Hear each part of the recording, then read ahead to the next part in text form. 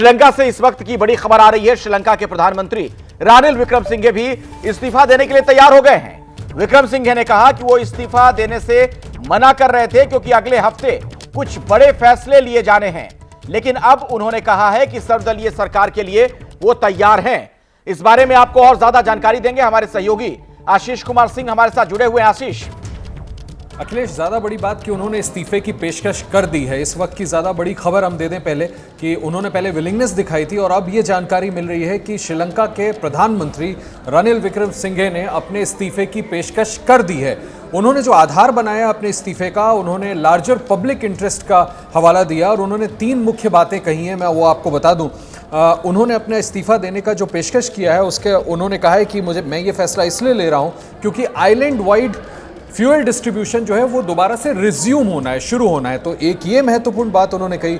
दूसरा, उन्होंने कहा है कि वर्ल्ड फूड प्रोग्राम डायरेक्टर जो है वो श्रीलंका विजिट करने वाले हैं, तो निश्चित तौर पर जो क्राइसिस है उसको सॉल्व करने के लिए उनकी एक बड़ी भूमिका रहने वाली है। उनका असेसमेंट बहुत बड़ा रोल प्ले करेगा। इसके अलावा जो तीसरी मुख्य बात उन्होंने कही है वो IMF से उन्होंने श्रीलंका ने जो लोन मांगा हुआ है उस लिहाज से अगर हम देखें तो उन्होंने हवाला दिया है डेट सस्टेनेबिलिटी रिपोर्ट IMF की, वो फाइनलाइज होने वाली है। तो ये 3 मुख्य कारण हैं जिसको लेकर के उन्होंने कहा है कि मैं फिर आप सभी की इस बात को मानने के लिए राजी हूं कि अपने पद से इस्तीफा दे देता हूं। और उसके बाद बड़ी खबर ये कि रानिल विक्रमसिंघे श्रीलंका के प्रधानमंत्री ने अपने पद से इस्तीफे की पेशकश भी कर दी है। आशीष, अब देखिए यहां से एक बड़ा सवाल यह भी खड़ा हो जाता है। दरअसल चलिए वो इस्तीफा तो अब वो दे देंगे, सर्वदलीय सरकार बनने की बात भी सामने आ रही है, लेकिन यह होगा कैसे? कैसे मुमकिन होगा कि उनके बीच में से कौन सा मंत्री कौन बनेगा, प्रधानमंत्री कौन होगा, वहां की दलीय व्यवस्था क्या है? थोड़ा अगर दर्शकों को आप समझा सकें। देखिए, मुझे ऐसा लगता है कि अभी फिलहाल ये जो प्रश्न चिन्ह था ना अखिलेश कि ये होगा कैसे, क्यों लोग मानेंगे, मुझे लगता है जो मैं और आप थोड़ी देर पहले बात कर रहे थे कि विपक्षी दलों पर भी और जो सत्ता में दल है इन पर इस बात का प्रेशर है कि अब कोई ऑप्शन बचा ही नहीं। इसी वजह से जो आज तक यूनिटी गवर्नमेंट बनाने की कोशिश चल रही थी वो आज अब जाकर के उस पर सहमति बनी है। सर्वदलीय बैठक में इस बात के लिए सभी राजी हो गए हैं कि एक ऑल पार्टी बैठक बुलाई जाए। जो 5-6 बिंदुओं बड़े जो पॉइंटर्स जिन पर अग्रीमेंट हुई है इस बैठक में वो यही हुई है कि जल्द से जल्द ऑल पार्टी मीटिंग बुलाई जाएगी, स्पीकर टेम्पररी प्रेसिडेंट होंगे, 3 दिन के अंदर संसद का सत्र बुलाया जाएगा नया राष्ट्रपति के चुनाव के लिए, तब तक स्पीकर राष्ट्रपति की भूमिका निभाएंगे और जल्द से जल्द मुझे लगता है अगले चंद दिनों में इस बात को लेकर के आज की बैठक में सहमति बन गई है। और रानिल विक्रमसिंघे का इस्तीफा भी ये इस ओर इशारा करता है, जैसा कि अशोक सज्जनहार थोड़ी देर पहले बोल रहे थे, संभव है कि ये जो बाकी दल हैं ये अब सत्ता को ग्रैब करना चाहते हैं और उसको लेकर के सहमति बन गई होगी कि किसी एक चेहरे जो कि सांसद होगा उसको प्रधानमंत्री संसद, जो कि अगले 2-3 दिन में मिलने वाली है, स्पीकर बुलाएंगे, अपना नया प्रधानमंत्री चुन लेगी। हमारे साथ इस वक्त जितेंद्र कुमार ओझा जी भी जुड़ गए हैं। जितेंद्र जी, देखिए एक सवाल अब ये भी खड़ा होता है, चूंकि जो कुछ हम देख रहे हैं घटनाक्रम श्रीलंका में वो हमारे लिए भी चिंता की बात है, हम भारतीयों के लिए भी चिंता की बात है। उसका कितना असर आप भारत पर देखते हैं जो अस्थिरता का माहौल श्रीलंका में बनता हुआ दिख रहा है? श्रीलंका की जो लोकेशन है वो लोकेशन ऐसी है कि हम उसके एकमात्र नेबर हैं। और कई दफ़े मैंने कहा है दूसरे प्लेटफॉर्म पे भी, जब भी बातचीत करने का मौका मिला है, कि चाइना जो श्रीलंका को बुक कर रहा था या कोर्ट कर रहा था, चाहे वो हम्बनतोता पोर्ट के जरिए या ट्रिंकोमेली के जरिए, उसका मुख्य लक्ष्य ही था कि किसी तरीके से भारत को कंटेन किया जाए। जो श्रीलंका का हम्बनतोता पोर्ट है, अब उसके बारे में सारी दुनिया के लोग मानने को तैयार हैं कि ये कमर्शियली वायबल था ही नहीं। एक चाइना को ज़रूरत थी इस एरिया में एक बेस के लिए, उन्होंने ये ड्यूअल यूज पोर्ट बनाया और बहुत सारे अंडरहैंड पेमेंट शायद लोगों का मानना है कि महिंदा राजपक्षे के परिवार को गया और उनके क्रोनीज को गया और ये एक अनवायबल पोर्ट बनाया गया और जिसके बाद उन्होंने बहुत सारी एरिया चाइना को दे दी है। देखिए, जो श्रीलंका की इकोनॉमिक क्राइसिस है उसके 2 पहलू हैं, एक तो डोमेस्टिक मिसमैनेजमेंट और दूसरा जो है चाइना द्वारा डेट ट्रैप में जो इस बुरी तरीके से फंसे, इसका नतीजा जो है किसी के हैंडल करने के काबिल में नहीं आ रहा है। इसीलिए जब भी श्रीलंका में कोई अस्थिरता होती है, कोई इंस्टेबिलिटी होती है, उसका सीधे असर हमारी सिक्योरिटी पे पड़ता है।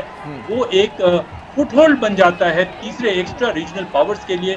आज हमारे अमेरिका से अच्छे संबंध है, लेकिन कई दफे हमने देखा पिछली शताब्दी में, खास करके 9/11 वाले एपिसोड से पहले या इस शताब्दी के शुरुआत के दिनों में भी, कि पश्चिम के देश भी कई दफे श्रीलंका में अपना फुटहोल्ड बनाना चाहते थे और बनाना ही नहीं चाहते थे। उनके भी इंटेंशन में रहता था कि भारत के प्रति जो थोड़ी बहुत इल फीलिंग है श्रीलंका में उसको बढ़ाया जाए। तो ये देखा जाए कि यहाँ पे कोई भी इंस्टेबिलिटी होती है तो ये थर्ड कंट्रीज या एक्स्ट्रा रीजनल पावर्स उसका फायदा उठा सकते हैं।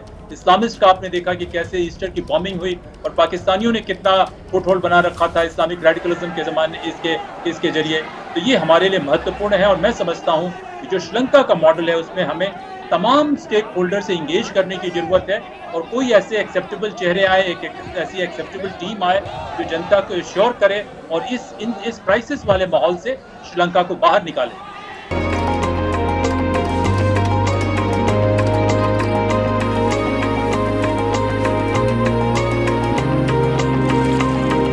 वो बहुत दूर है।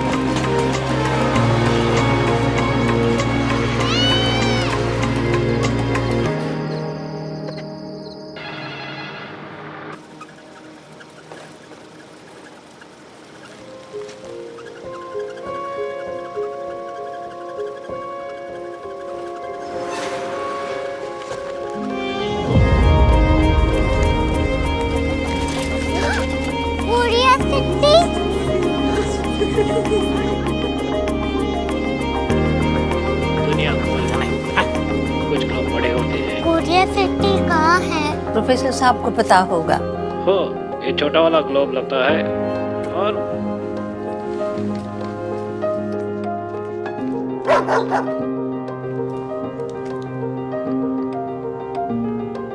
पता नहीं, मेरी बेटी से जाके मिल लो, शायद उसे मालूम हो।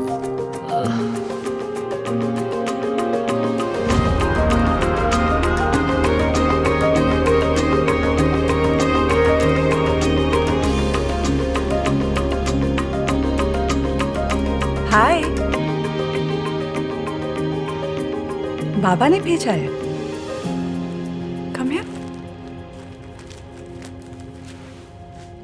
Korea city. कोरिया सिटी नहीं, क्यूरियोसिटी। वो क्या? That's what brought you here? जो तुम्हें यहाँ तक ले आया। क्यूरियोसिटी।